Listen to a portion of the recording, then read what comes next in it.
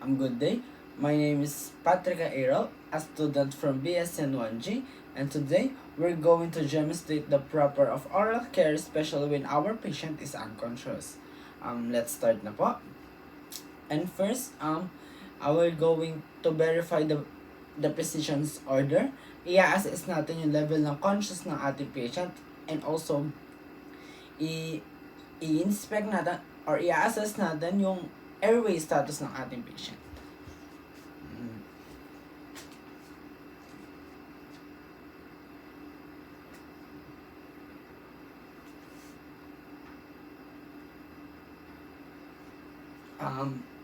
As checking the airway status ng ating patient is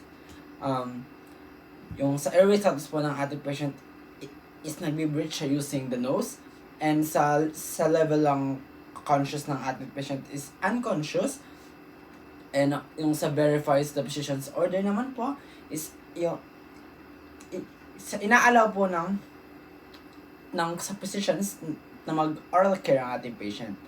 Ang next procedure naman po, mag-introduce po tayo sa ating patient, and after that, we're going to verify the client name, explain the procedure, especially to our client's family, and provide po tayo ng privacy. Good day, sir. My name is Patrick Aerol, sir. You can call me Rol. Your student nurse for today, sir. So we're going to today, sir, is oral hygiene or oral care for you to maintain your oral clean, so while promoting your body circulation, and we're going to also, kung ano pong sinabi natin sa patient is sasabihin din po natin sa family member natin, para po yung mga ginagawa natin is mayroon din po sila alam, para na aware din po sila kung ano ginagawa natin sa family member nila. And after natin ma-explain kay patient yung procedure na gagawin natin, mag-provide naman po tayo ng privacy sa ating patients. Assume na lang po na may curtain tayo sa gilid. After naman po nun, i-assess natin si patient into the side-lying position, facing us po, facing toward us, the nurse. Sir, magka-sideline position lang po tayo para ma-assess po or para makagalaw po tayo na maayos, sir. Sige po, sir. Sige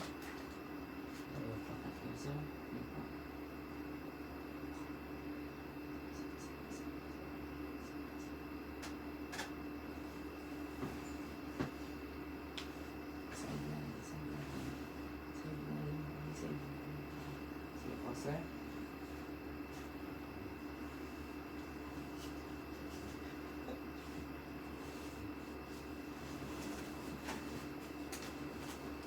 Magkakabit din tayo ng unan sa likod ng ating patient para ma-secure na hindi siya babalik sa kanyang original position.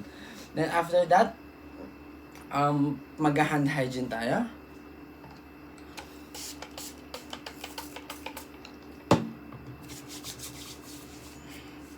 And magadan tayo ng gloves.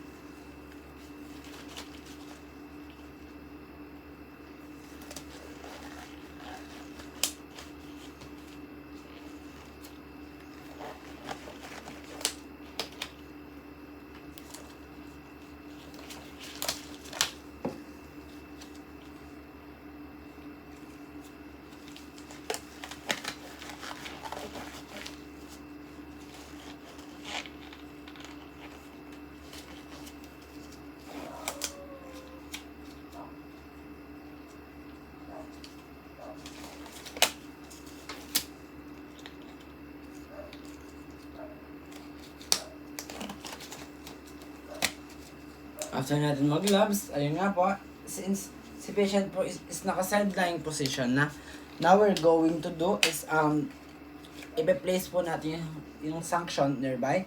Assume na lang po natin na may suction tayo, since yung suction is originally nasa hospital base, yung mga suction na materials na yun, yung device na yun na available. Then after that, After that naman po is mag-place po tayo ng towel sa likod ng ating patient. It's either towel or waterproof pad para po para po hindi mag-moist yung likod ng ating patient. Especially kapag nakalagay na po yung towel is magkakabit po tayo ng sa kidney basin. I-assume na po natin ng kidney basin to since wala po tayong kidney basin. Sir, makakabit lang po tayo ng sa likod na sir. Para po hindi po mabasa sir.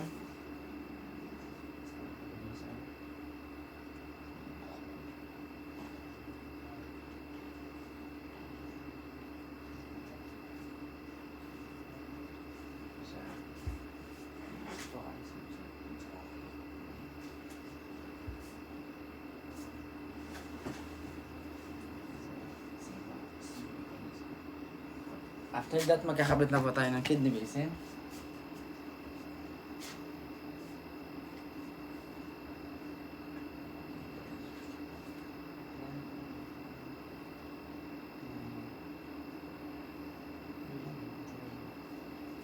And after that, since nakalagay na po yung kidney basins at near sa ating patient's mouth, dito po is to prevent po na baka habang nag-slip po yung ating patient is bigla po tumulo yung laway ng ating patient para po ma-secure or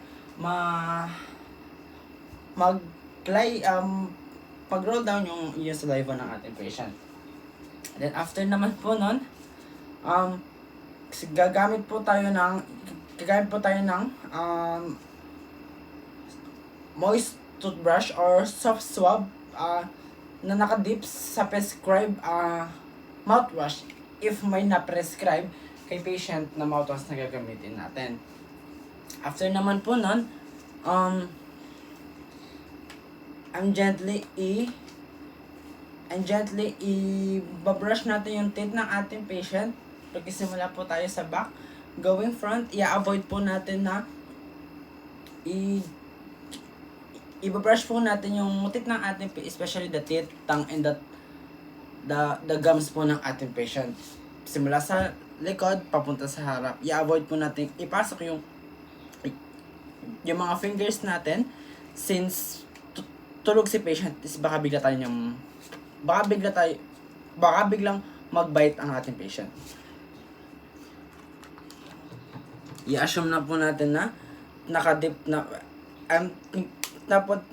po siya sa prescribed solution but not si patient. Again, mag-isimula po tayo sa back, going front.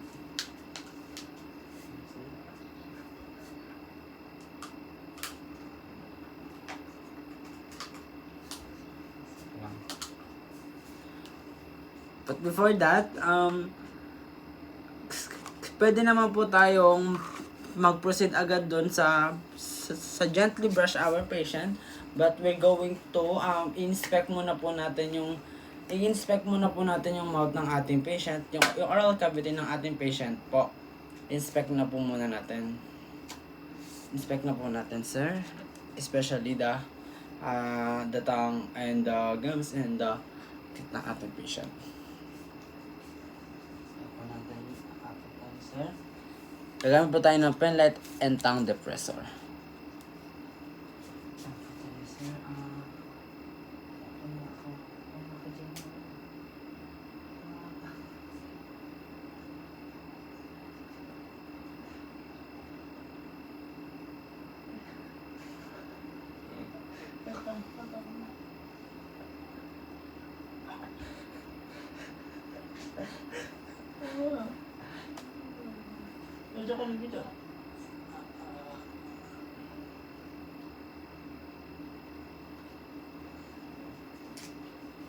As we can see na wala namang any abnormal findings or any lesion na nakita while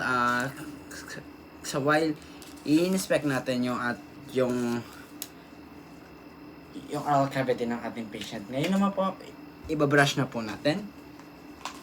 Using, as we can see, yung nakadip in a prescribed solution po yung gagamitin natin pang-brush ng ating patient. At again, going back to front and also avoid natin ipasok ang finger natin. So you can Tapos,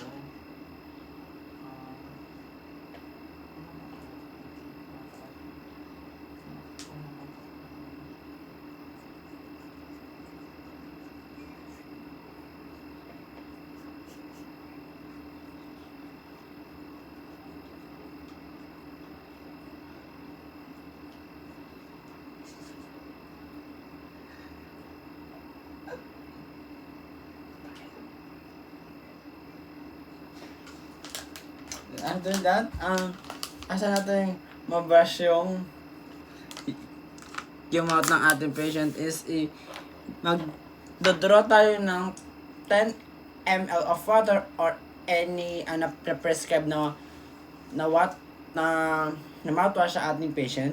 I-inject natin siya sa each side ng ating patient. Dito meron ako nung 2 separate na syringe pang inject sa each side ng ating patient. Sige po, sir.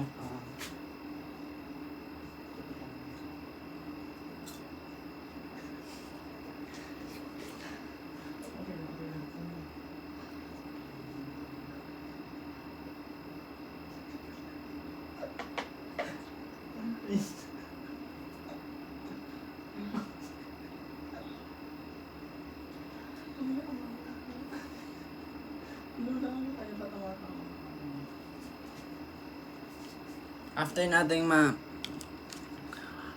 ma-inject each side, ngayon naman po i-assess natin.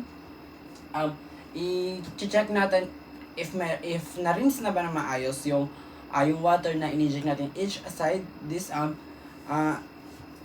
may make sure po natin na nag-flow lahat ng water po. Sir, i-inspect ko lang po.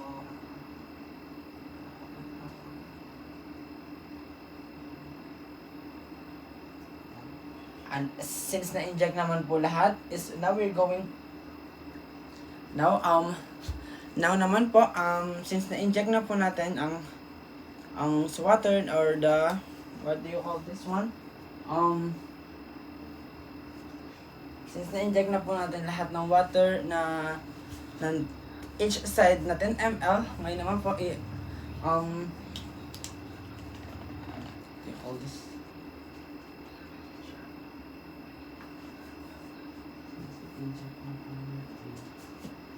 After that is i-dry naman natin yung mouth ng ating patient using a clean towel so that and mag-a-apply po tayo ng water-based lubricant or any lip balm sa ating client's lips.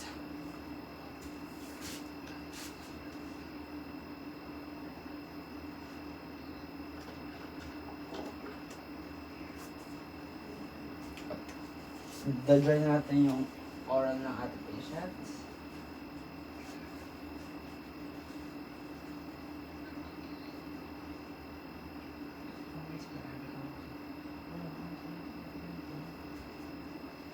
Then after that, mag-a-apply tayo ng water-soluble lip tint.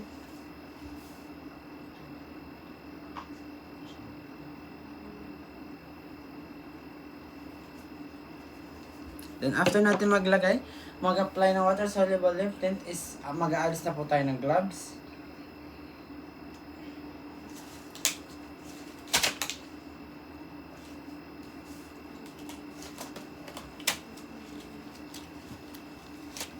And mag-hand hygiene.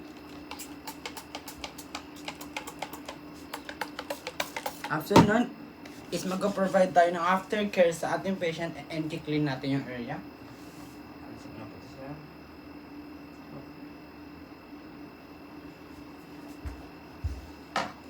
After that, after natin maklean yung area, is ipoposition natin si client ulit to its original position.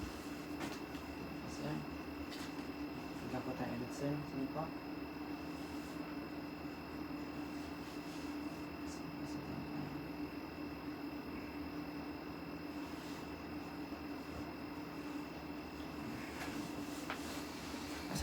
After mahiga ni patient, is pagdo-document tayo ng mag-document tayo while the procedure any abnormal findings na pwede natin makita kay patient. And that's all po. Thank you.